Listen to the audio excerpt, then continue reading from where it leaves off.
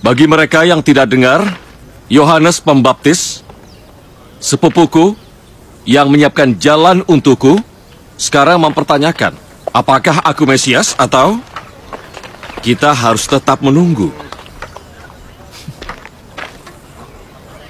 Yohanes mulai tidak sabar ya. Ini salah satu keunikannya. Dia sudah lama sekali di penjara. Kami sudah dengar tentang kejadian di Nazaret. Bahwa engkau bilang roh Tuhan ada padamu untuk memberitakan pembebasan kepada orang-orang tawanan. Kalau engkau bilang akan membebaskan tawanan, kenapa dia tetap di sana? Dia berhak bertanya, kenapa engkau membiarkan pelayanannya terhenti oleh raja penipu? Memberitakan pembebasan kepada orang-orang tawanan artinya lebih dari membebaskan. Ada banyak hal yang menawan orang-orang. Apa itu yang harus kami sampaikan? Bukan itu untuk kalian. Kami dengar mantan teman kami, Andreas dan Filipus, pergi ke Dekapolis. Apa di sana engkau berencana melakukan pemberontakan untuk menggulingkan Romawi? Aku punya rencana untuk Dekapolis dan akan revolusioner, tapi bukan dengan cara yang kalian pikirkan. Lalu apa yang harus kami laporkan kembali? Hati-hati, hati-hati. Pergi dan katakan kepada Yohanes apa yang kamu dengar dan kamu lihat. Orang buta melihat, orang lumpuh berjalan, orang kusta menjadi tahir, orang tuli mendengar, dan kepada orang miskin diberitakan kabar baik. Berbahagialah orang yang tidak menjadi kecewa dan menolak aku. Aku akan selalu marah dengan penghujatan. Harusnya kalian juga. Kamu lihat apa yang terjadi pada anaknya. Kamu tahu ini bukan penghujatan. Aku tidak lihat apa yang terjadi. Rabimu telah menghinaku sebagai orang suci. Tanda lain roh jahatnya. Dan mereka juga tidak tahu detail tentang apa yang terjadi. Dia menyembunyikan sesuatu. Dan aku tidak bisa berdiri di sini membiarkan kalian ditipu sihirnya. Bahkan walau cuma aku yang bersedia melindungi kalian. Pergi, katakan kepada Yohanes apa yang kamu dengar dan kamu lihat hari ini. Tambahkan orang mati dibangkitkan. Sampaikan, aku sayang padanya.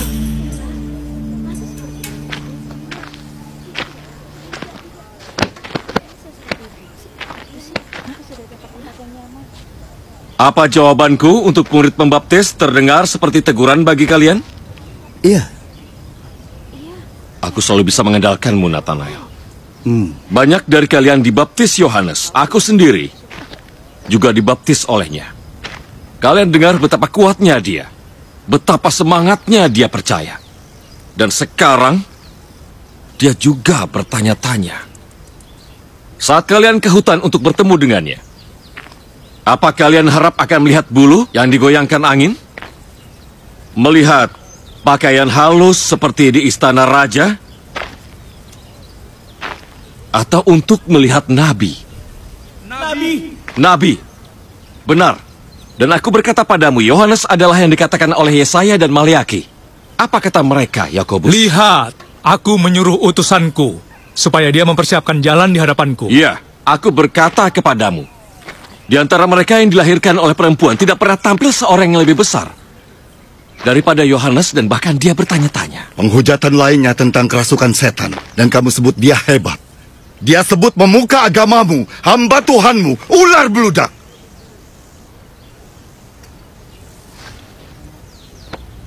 Kamu mau bilang sesuatu? Aku rasa diamnya dia adalah tanggapannya. Tapi ini yang luar biasa. Tidak ada yang lebih besar daripada Yohanes di bumi. Tapi di kerajaan Allah, yang terkecil lebih besar daripadanya. Dan Yohanes akan mengatakan hal yang sama. Jadi tolong, dengar baik-baik. Jangan buang-buang waktu. Dengarkan kebenaran yang aku punya untuk kalian. Kerajaan surga sudah dekat.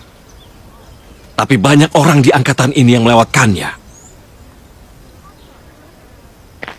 Jangan melewatkannya. Kalian yang menolak pesan pertobatan Yohanes dan sekarang menolak pesanku. Kalian mengingatkanku pada anak-anak di pasar yang bermain selagi orang dewasa sibuk. Dan kalian tahu mereka pura-pura menjadi orang dewasa di perkawinan atau di pemakaman. Seperti anak-anak yang menolak bermain permainan bahagia atau sedih. Tidak penting apa permainannya. Dan seperti fabel Aesop yang berkata, kami meniup seruling bagimu, tetapi kamu tidak menari. Kami menyanyikan kidung duka, tetapi kamu tidak berkabung. Kamu dan anggota ordomu bilang, Yohanes kerasukan setan karena dia tinggal di hutan, memberitakan pertobatan sambil menolak roti dan minum. Dan sekarang anak manusia datang memberitakan keselamatan sambil makan dan minum dan menari. Dan aku disebut pelahap dan peminum, sahabat pemungut cukai dan orang berdosa.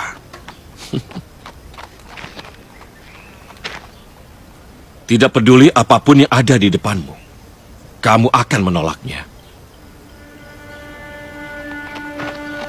Hati-hati, hikmat tidak berarti kalau tidak dilakukan. Hikmat Allah dibenarkan oleh perbuatannya.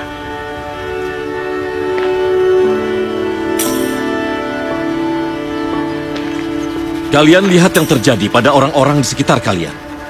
Banyak yang hidupnya diubahkan oleh pertobatan dan penyelamatan. Tidak mengabaikan bukti kerajaan Allah. Celakalah kalian jika tidak menerimanya.